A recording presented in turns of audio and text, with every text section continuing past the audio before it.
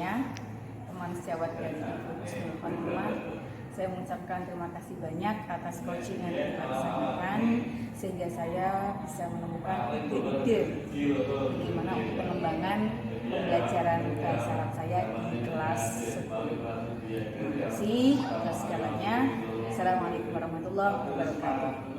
Assalamualaikum warahmatullahi wabarakatuh, Bu Asna. Waalaikumsalam warahmatullahi wabarakatuh. Bagaimana kabarnya hari ini? Alhamdulillah bisa ya tak jawab bahasa Arab ya. Saya malah nggak bisa ya, Bu Atina ya. Gini Bu Atina, saya dengar dengan punya kesulitan ya dalam pembelajaran. Ada permasalahan apa Bu Atina? Oh iya, kebetulan saya kan mengampu mapel bahasa Arab.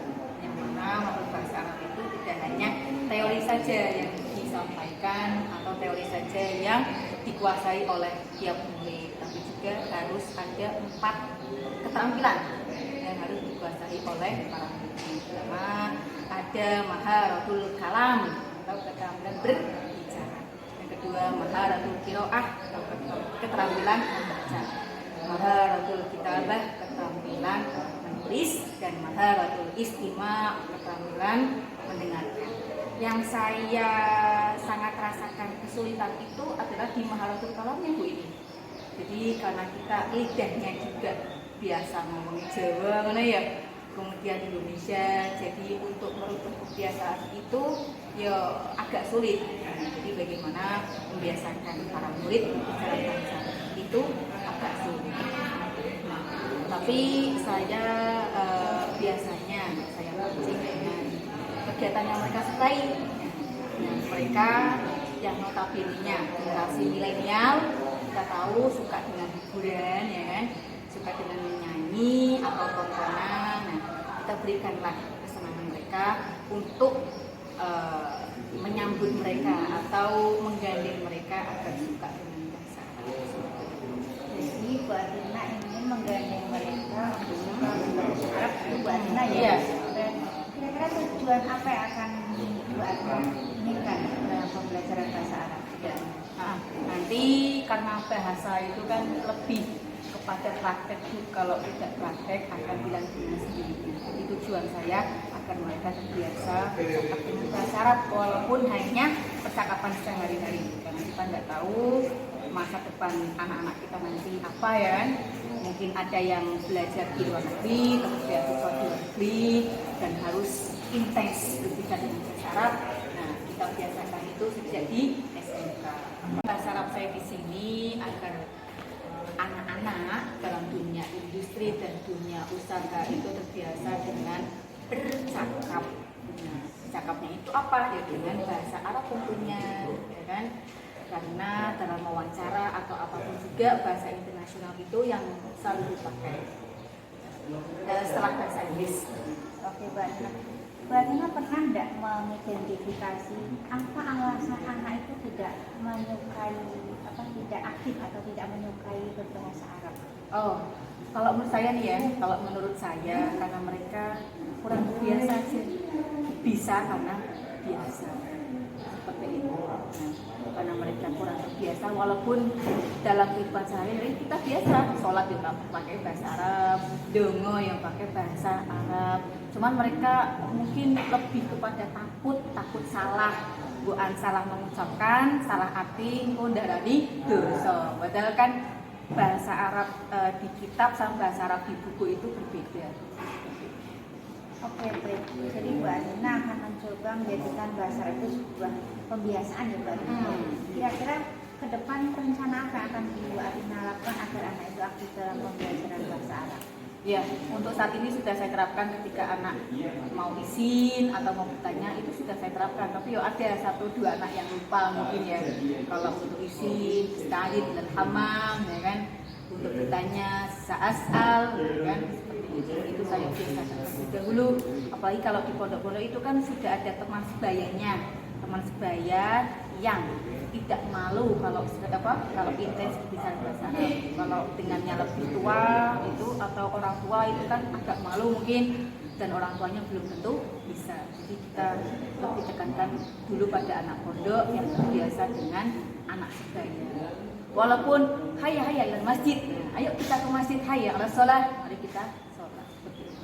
Jadi rencana Bu Adina itu akan murid-murid itu nanti akan melakukan pembiasaan untuk di Pancahari. Rencana yang dalam proses pembelajarannya apa yang akan dilakukan? Untuk pembelajarannya ya seperti tadi saya berikan stimulus dulu dengan menyanyi atau bersolawat, itu kan pakai bahasa Arab seperti itu. Dan nanti dari solawat itu atau dari nyanyian itu kita bisa terapkan pada materi, ya kan? Nah, setelah materi itu kan tadi sebenarnya belum selesai ya materi. Setelah materi selesai kita dapat kesimpulan yang terdapat dalam nyanyian tersebut atau solawat tersebut. Nanti kita akan buat kalimat sendiri. Nah, seperti contoh, kalau saya berikan solawat yang ada huruf atofnya, nah mereka mencari atau mengidentifikasi huruf atofnya, kemudian sudah ketemu, nah mereka membuat kembali kalimat itu dengan bahasa mereka sendiri. Untuk berapa lama proses agar anak itu bisa menguasai bahasa Arab? Durasi waktu yang bisa ditempuh untuk anak bisa mencapai paling tidak pembiasaan kalimat-kalimat sederhana yang disampaikan? Oh, kalau itu tergantung. Paling tidak ada berapa waktu yang akan dilakukan Pertemuan lah, Pak. untuk bisa. Ya, kalau pertemuan minimal 3 kali pertemuan, insya Allah, ya kan. Yang pertama mungkin ada stimulus dulu, yang kedua materi, yang ketiga dengan contoh dan pembiasaan. Tapi tergantung juga dengan basic anaknya, background anaknya. Kalau untuk anak yang belum pernah mengenal sama sekali dengan bahasa Arab, ya 3 pertemuan akan kurang, ya kan. Tapi kalau misalkan yang backgroundnya itu pondok pesantren, kemudian terbiasa dengan membaca kitab, ya kan, ngaji, ya. Mungkin 2 pertemuan sudah cukup. Jadi tergantung background anak saja. Oke, berarti Mbak Tina dalam proses untuk mengaktifkan anak di pembelajaran dengan berbicara bahasa Arab itu, kira-kira siapa yang akan menolong Mbak Tina dalam proses pembelajaran agar anak lebih aktif? Istilahnya dalam Mbak Tina membuat program ini, siapa akan membantu Mbak Tina dalam pembelajaran? Biasanya saya punya tim ahli. Jadi tim ahli ini yang akan membantu saya baik dari penyampaian materi atau pengontrolan, ya kan, pengontrolan teman-teman sebaya mereka. Jadi saya buat tim ahli.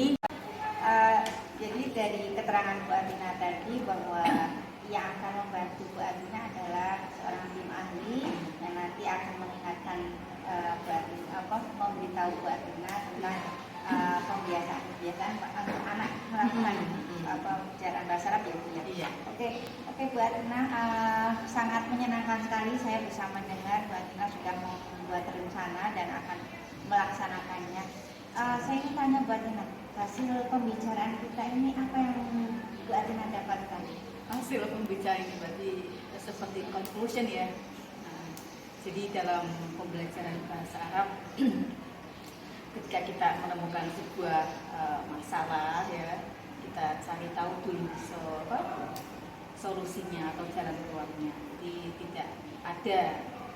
tidak akan ada masalah tanpa jalan keluar, pasti ada pintu keluarnya. Nah, di sini saya bisa mendapatkan kesimpulan dalam pembelajaran bahasa Arab sendiri terutama. Nah, untuk pembiasaan maharatul kalam itu dengan pembiasaan terus-menerus. Karena dengan terbiasa kita menjadi bisa seperti itu. Nah, bagaimana kita membiasakan tersebut? Nah, saya kan pasti akan kewalahan. Satu orang handle kalau kelasnya yang gemuk 40, ya kan, kelas sedang 30 itu kan akan kewalahan, apalagi untuk keterampilan berbicara harus benar-benar dengarkan, ya kan.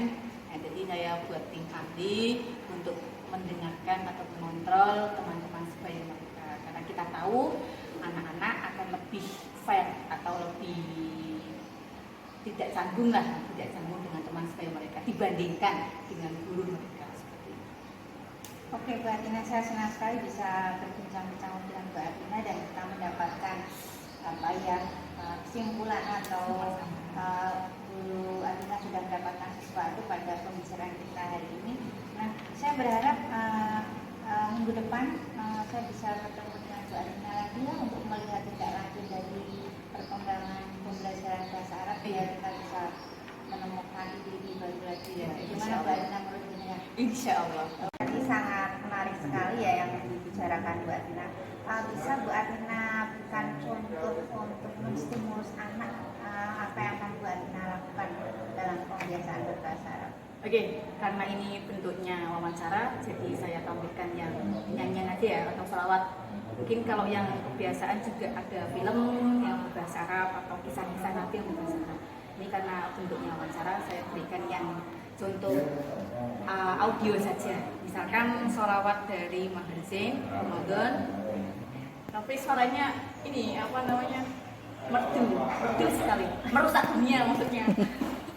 Coba ya bilang aku biltal fasyaukuto. Nah itu ada fasyaukuto, fa itu adalah huruf atau. Jadi ketika anak sudah menemukan, oh fa ini saya menemukan huruf atau tuh. Nah jadi fa itu dari anak kita suruh buat contoh kalimat mereka sendiri dalam kehidupan sehari-hari. Tentunya dicari dulu fa maknanya apa, kemudian dicari dan diberikan contoh dalam kehidupan sehari-hari seperti ini. Oke, Bu Atina, sangat menyenangkan sekali pembicaraan kita pagi menjelang siang ini ya. Dan saya tertarik, semoga minggu depan ada rencana tindak lanjut yang akan dilakukan di Bu Atina ya.